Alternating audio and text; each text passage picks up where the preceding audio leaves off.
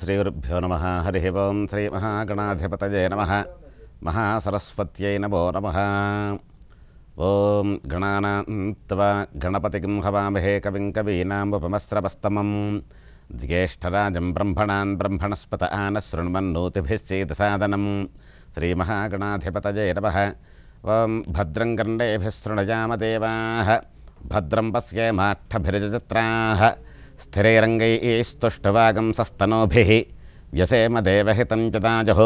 స్వస్తి న ఇంద్రో వృద్ధశ్రవాः స్వస్తి నః పూషా విశ్వవేదాः స్వస్తి నస్తార్క్ష్యో అరిష్టనేమిః స్వస్తి న బృహస్పతిర్దధాతు.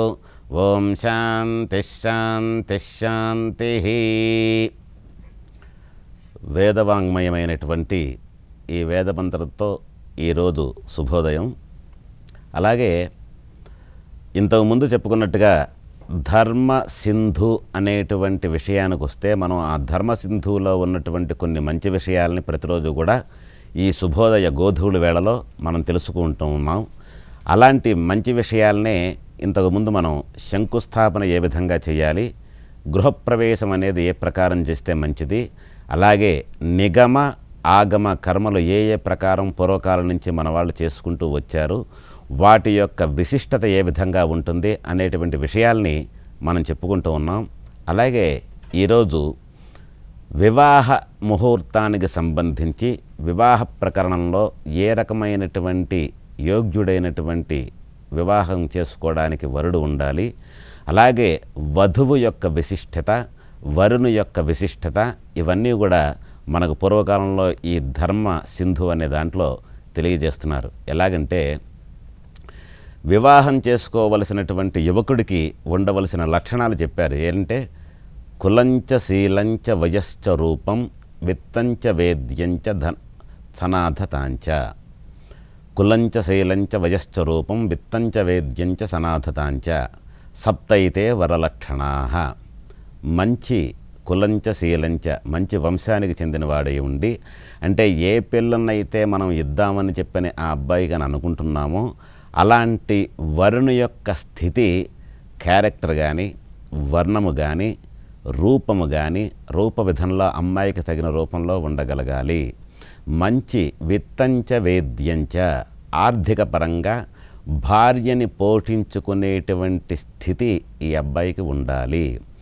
వేద్యంచ, సమాజంలో 10 మందికి ఉపయోగపడే విధంగా ఉండేటువంటి విద్య కానీ, లేదా తనకు ధర్మబద్ధంగా వచ్చినటువంటి సంతానానికి తెలుపగలిగినటువంటి విద్య, ఇలాంటి విషయంలో కూడా మంచి యోగ్యుడే ఉండాలి. కులంచ శీలంచ వయశ్చ రూపం విత్తంచ వేద్యంచ సనాథతాంచ. ఈ 6 లక్షణాలు కాకుండా 7వ లక్షణం సనాథతాంచ అంటే మంచి నడవడిక. పెద్దవాళ్ళు ఎవరన్నా కనిపిస్తే తనకన్నా గొప్పవాళ్ళని చూసి అయ్యా నమస్కారం అని చెప్పని వాళ్ళ ఎడల వినమ్రమైనటువంటి సంపూర్ణమైన వినమ్రమైన ఒక దృష్టితో చూడగలిగేటువంటి స్థితి ఉండాలి ఈ అబ్బాయికి. అలాగే చిన్నపిల్లలతోటి ఏ విధంగా ఉండాలి, పెద్దవాళ్ళతో ఏ ప్రకారంగా ఉండాలి, ఏ విధంగా ఉంటే ఎదుటి మనిషి నొచ్చుకోడు అనేటువంటి స్థితి కలిగినటువంటి వాడు యోగ్యుడైనటువంటి యువకుడు అని చెప్పని మన యొక్క శాస్త్రాలు చెబుతున్నాయి. అదేవిధంగా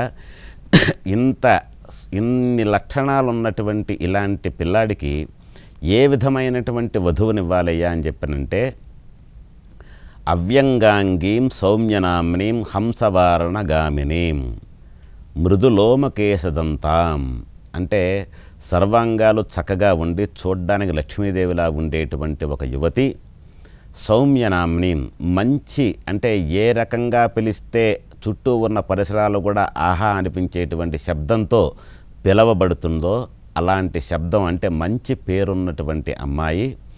సౌమ్యనామ్నీం హంసవారణగామినీం, నడుస్తుంటే హంస ఏ విధంగా పెడుతుందో ఆ ప్రకారంగా కనిపించేటువంటి లక్షణాలు ఉన్నటువంటి యువతి. హంసవారణగామినీం మృదులోమకేశదంతాం. మృదులోమ, చక్కటి శరీరం, అంటే పుష్పం తగిలినా వాడిపోయేటటువంటి మచ్చపడేటువంటి మంచి తనువును కలిగినటువంటి స్త్రీ. మృదులోమ కేశదంతాం, చక్కటి పల్వరస, చక్కని కేశములు, ఈ రకంగా ఉండేటువంటి స్త్రీని కన్య అంటారు. ఇలాంటి లక్షణమైన లక్ష్మీ కళ ఉన్నటువంటి కన్యకి ఈ విధమైన 7 లక్షణాలు ఉన్నటువంటి అబ్బాయినిచ్చి వివాహం చేయాలనేది శాస్త్రం చెప్తూ ఉంటుంది. కానీ మనది కలియుగంలో ఉన్నాం కాబట్టి కలియుగ ధర్మం ప్రకారం ఇప్పుడు మనం ఏ విధమైనటువంటి అలవాటుకు వచ్చామయ్యా అంటే ఈ 7 లక్షణాల్లో ఏ ఒక్క లక్షణం ఉన్నా సరే అబ్బాయిని వివాహం చేసుకోవడానికి మన యొక్క సాంప్రదాయం అంగీకరించే స్థితికి వచ్చేసాం. అలాగే ఈ లక్షణాల్లో అంటే మనం చెప్పుకున్నటువంటి 7 లక్షణాల్లో ఏవైతే అవ్యంగాంగీం సౌమ్యనామినీం హంసవారణగామినీం మృదులోమకేశదంతాం అనేటువంటి విషయాల్ని ఏ స్త్రీకైతే మనం అన్వయించుకున్నామో ఇలాంటి వాటిల్లో ఒక్క లక్షణం ఉన్నా చాలే అని చెప్పని సరిపెట్టుకునే స్థితికి మనం వచ్చేసాం. అంటే పూర్వకాలం నుంచి